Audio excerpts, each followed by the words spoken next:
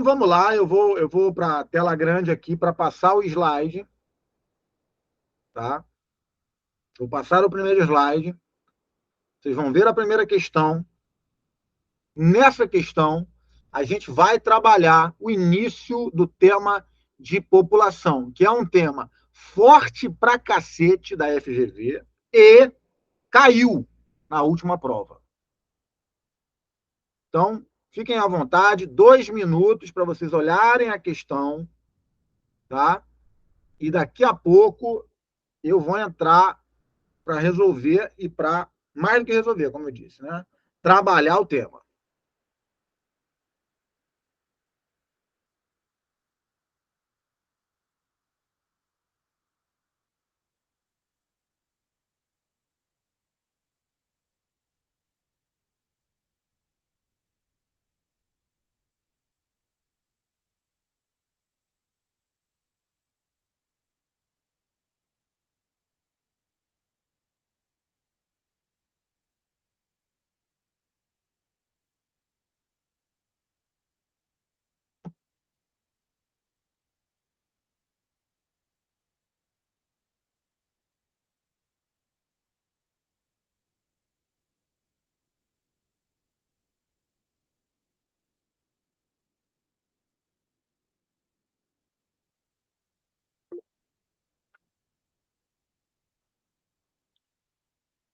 Beleza, já está saindo os gabaritos aqui, mas eu vou me ater para a gente corrigir usando a questão para bombar o edital.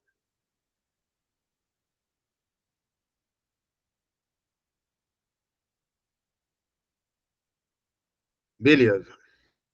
Bom, vamos lá. Vou voltar para a tela grande, ok? Para corrigir a questão. Quem não finalizou, segura e acompanha.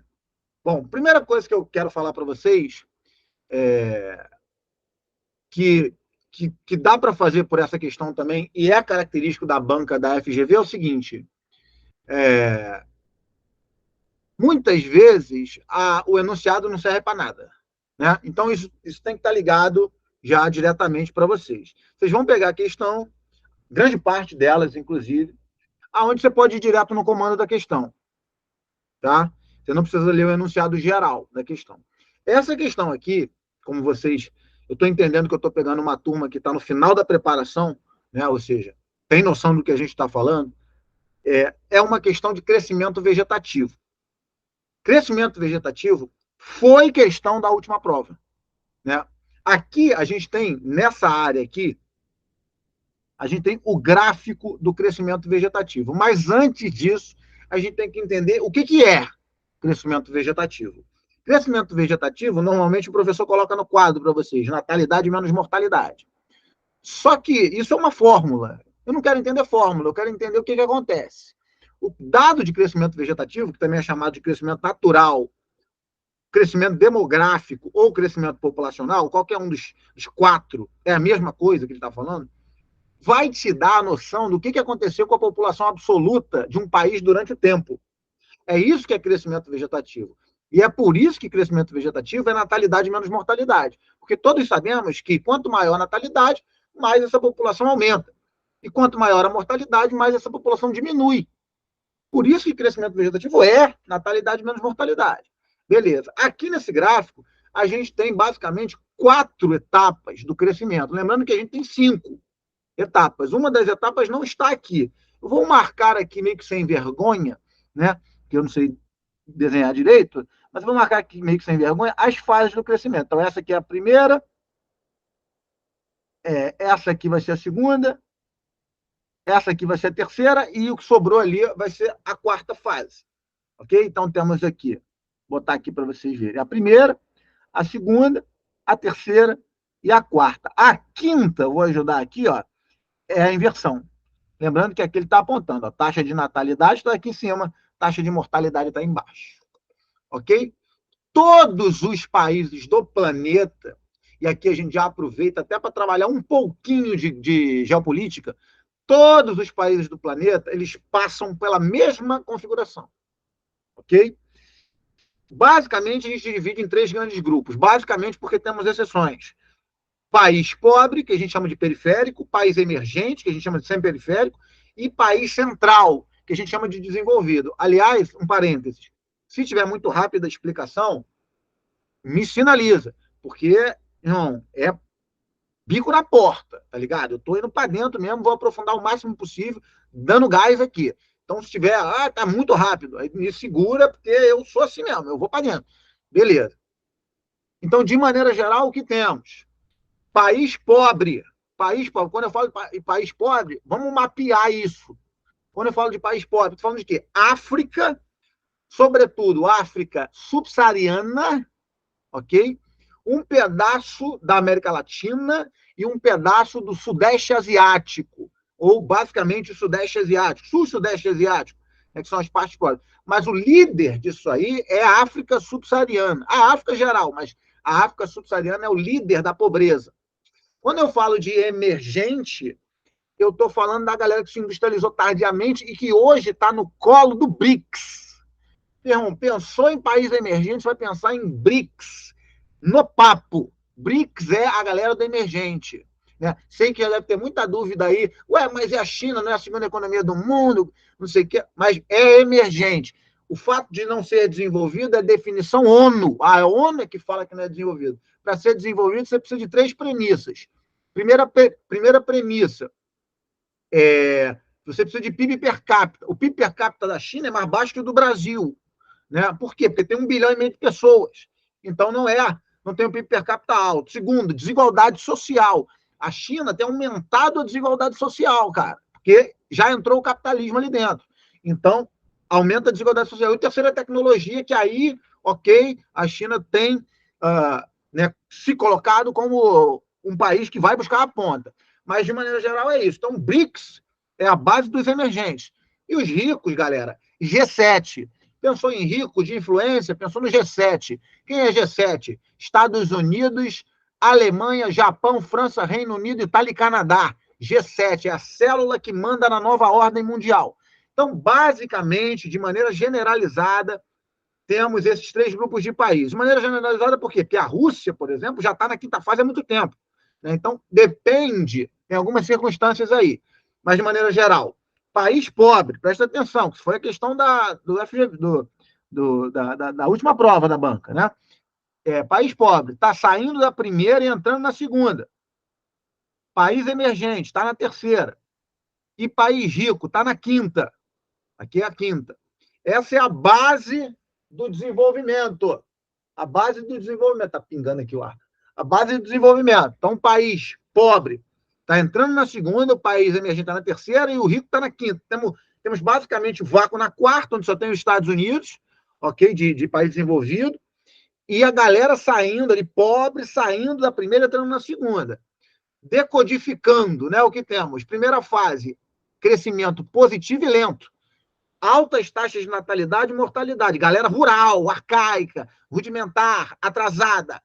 Segunda fase, explosão demográfica. Olha a diferença da natalidade para a mortalidade. Ali, o aceleramento do crescimento é absurdo. É o boom de crescimento. Né? Beleza. Ali vão entrar os africanos subsaarianos. Olha o problema. O crescimento do futuro é a África subsaariana. Né? Terceira fase é a fase de redução do crescimento vegetativo, fase na qual o Brasil se encontra, envelhecimento da população. Quarta fase é o fim da transição demográfica, baixa natalidade, baixa mortalidade, praticamente não temos ninguém. E quinta fase é o grande problema da Europa, crescimento negativo, mortalidade maior do que a natalidade, a população está muito envelhecida, está morrendo, e as sucessivas crises econômicas têm diminuído a busca por filho. Ok? Então, a questão traz para a gente o quê? Ele quer o desenho do crescimento. O que está acontecendo com o crescimento? Então, vamos ver. Primeira fase. Primeira fase, a gente tem o quê? O crescimento o quê? Baixo.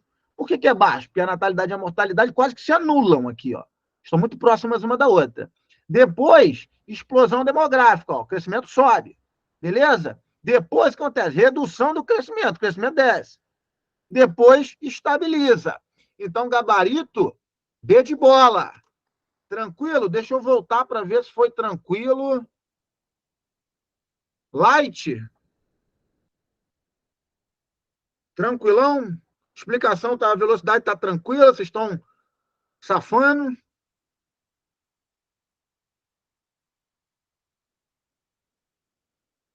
Boa. Tranquilo. Show. É isso aí. É porrada, mano. Comigo não tem essa, não. Vamos que vamos. É isso que me alimenta. Então, beleza.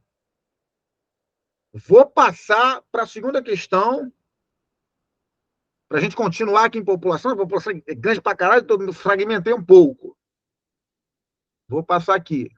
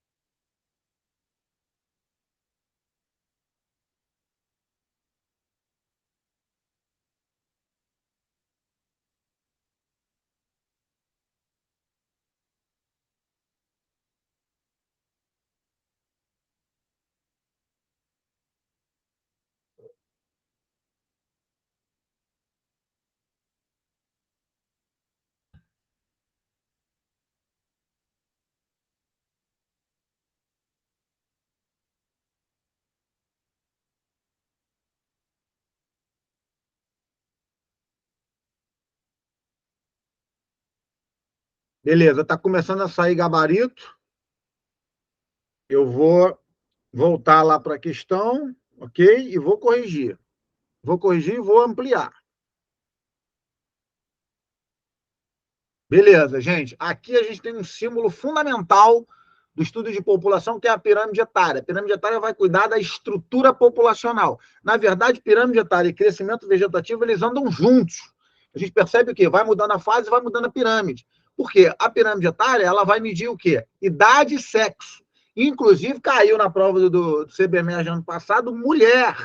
A questão da mulher. Muito forte aí uma questão de mulher. Então, né, o que temos, de maneira geral? Vamos trabalhar primeiro aqui a questão da base. Na base, a gente tem o número de habitantes dividido aí por homens e mulheres. Homens e mulheres são parelhos no mundo, ok? Parelhos no mundo. De maneira também geral, é parelho, mas o homem morre mais cedo.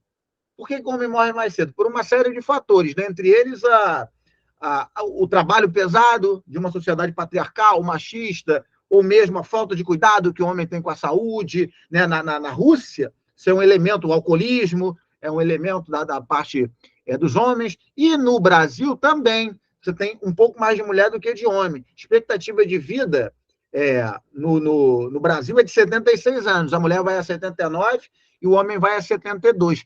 Infelizmente ou felizmente, enfim, o que acontece hoje é que a mulher ganha menos que o homem, né? No mesmo emprego, 30%, disse o IBGE, por questão de oferta e demanda, de mercado de trabalho. Essa é a base. E a gente tem uma disputa aí ideológica, tem gente que acha que a mulher tem que receber a mesma coisa, tem gente que acha que não. Né? Então, basicamente, a gente tem esse prospecto. E no meio da pirâmide, de baixo para cima, o que a gente tem? A idade, ok? Idade clássica, 0 a 19 anos é o jovem, 20 a 59 anos é o adulto, que é o corpo da pirâmide, né? O jovem é a base, e de 60 para cima é o idoso.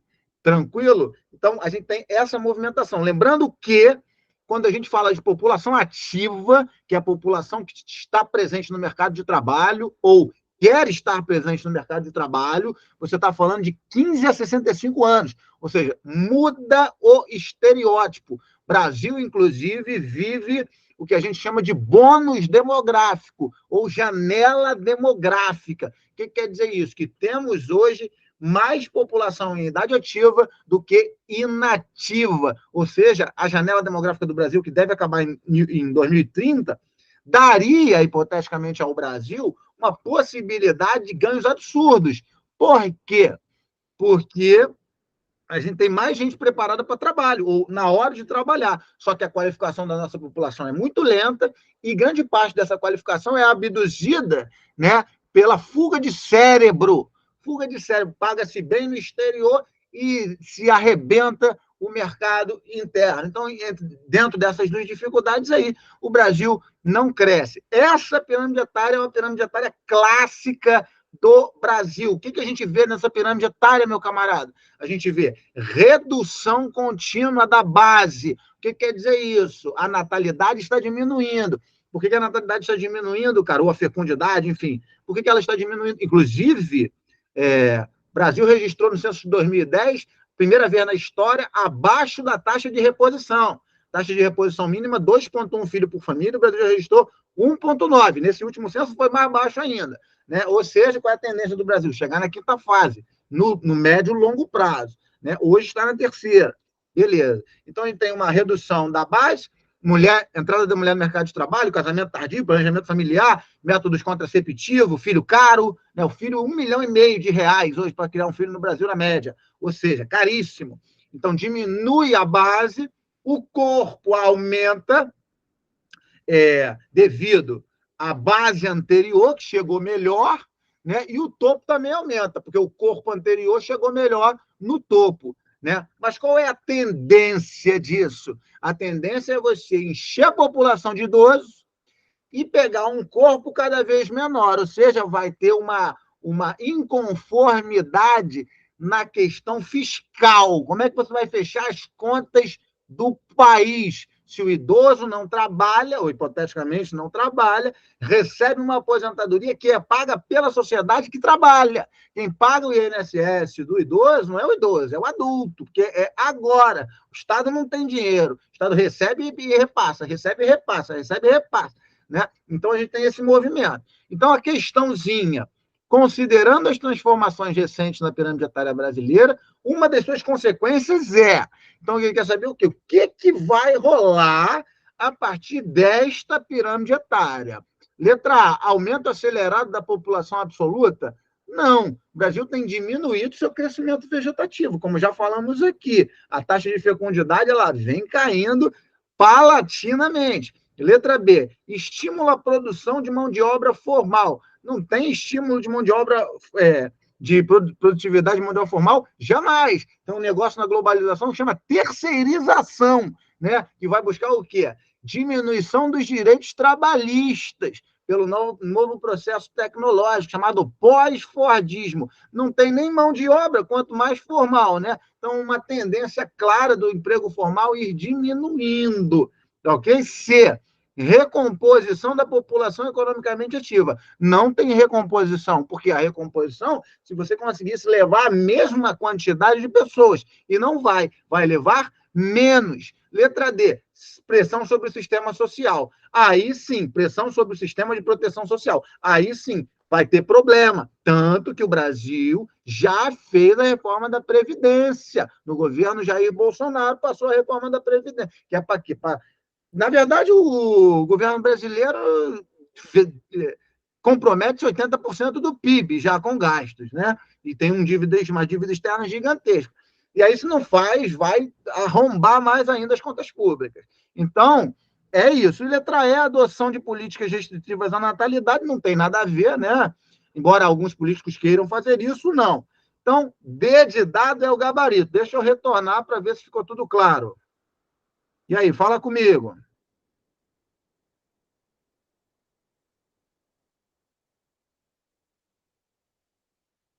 Maravilha. Show de bola. Então o ritmo tá ok, né? Vamos que vamos. Padrão, é isso aí, é isso que eu quero. Nada menos. Vamos embora. Vou passar para a terceira e vamos que vamos. Só um minuto. Vai lá.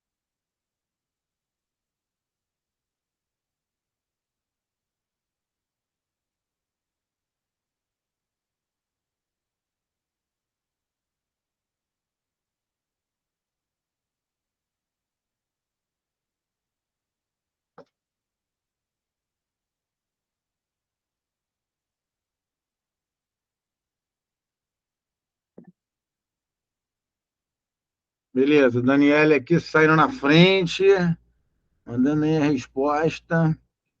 Bora que bora. Vamos lá. Essa aqui é um pouquinho mais densazinha, né? Vamos lá.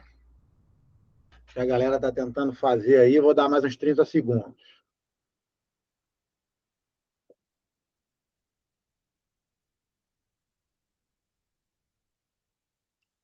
Cara, dá para perceber que a turma é afiada, hein? Tô gostando pra caramba de vocês aí. Parabéns. Aliás, não esperaria nada diferente, né?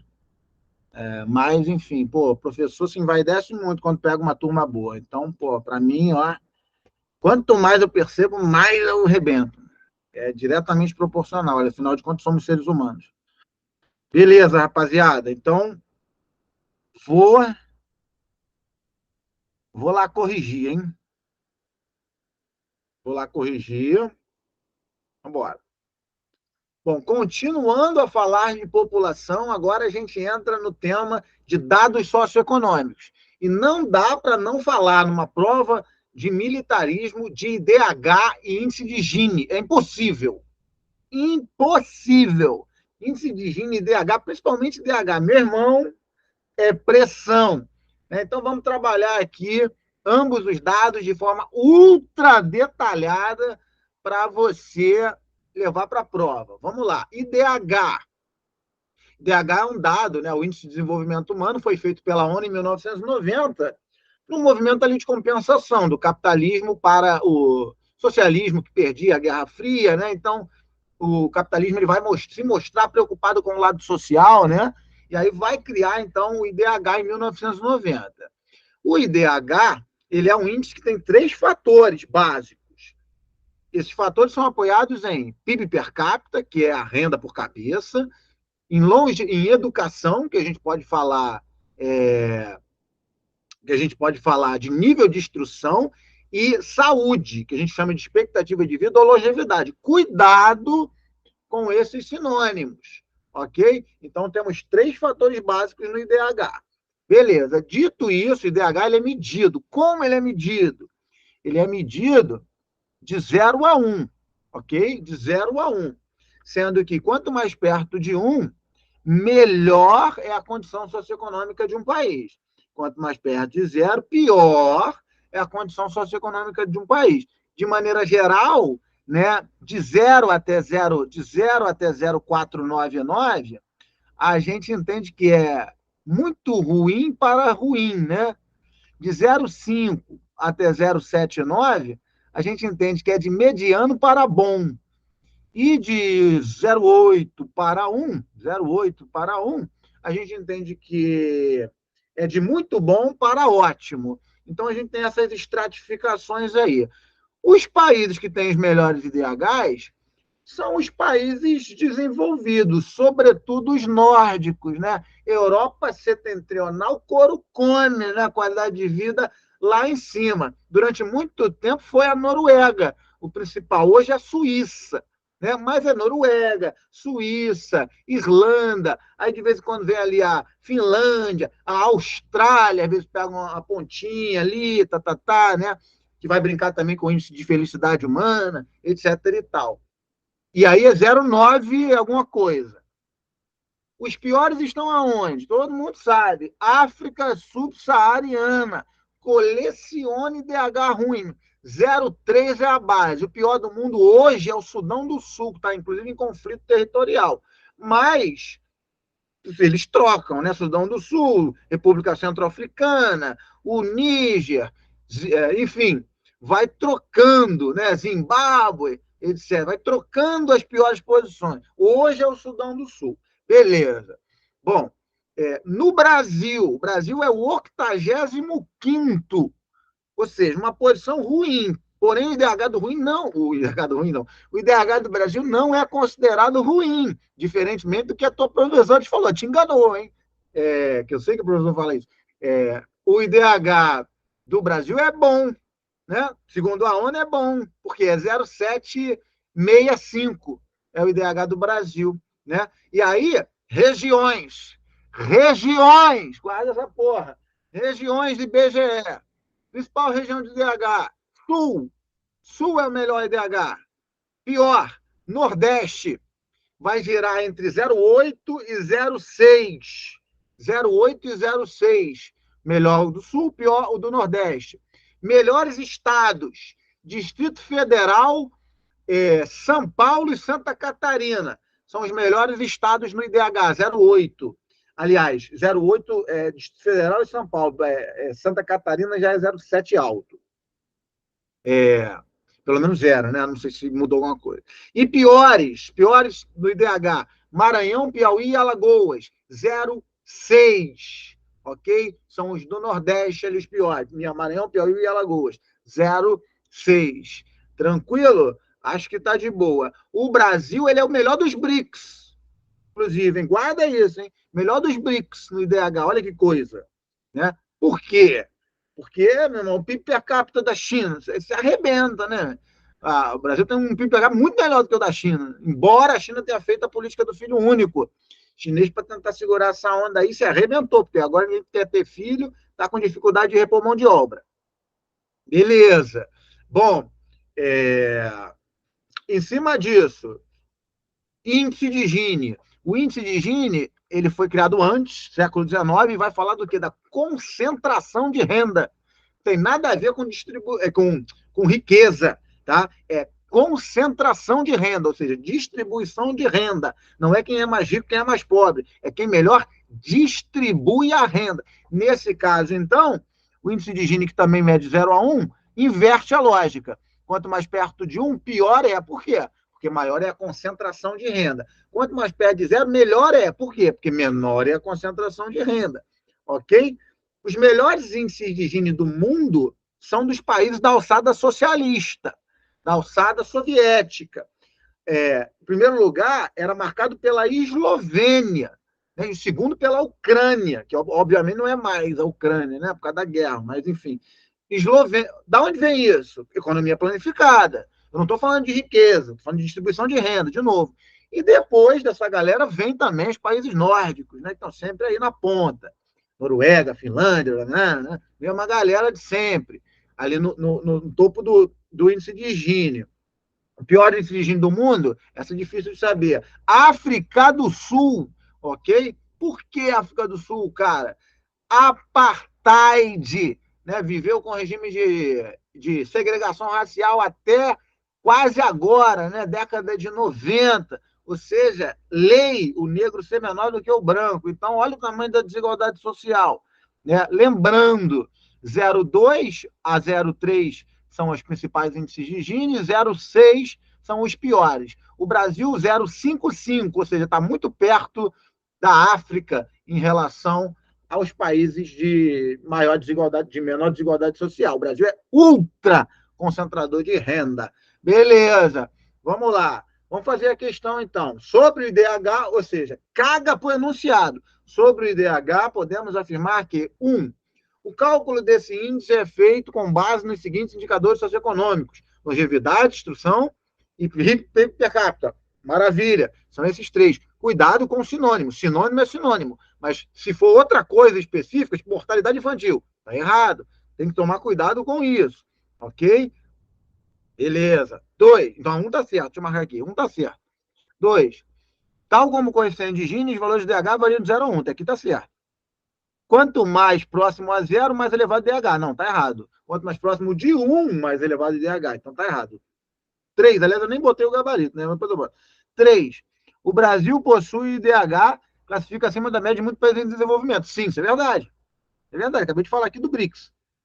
Porém, encontra-se atrás de países como a Argentina e o Uruguai. Isso aqui também é verdade. O Brasil é o quinto na América do Sul. Quinto na América do Sul. Olha a vergonha da bandeira. Quinto na América do Sul. Perde para Chile, Argentina, Uruguai e Peru.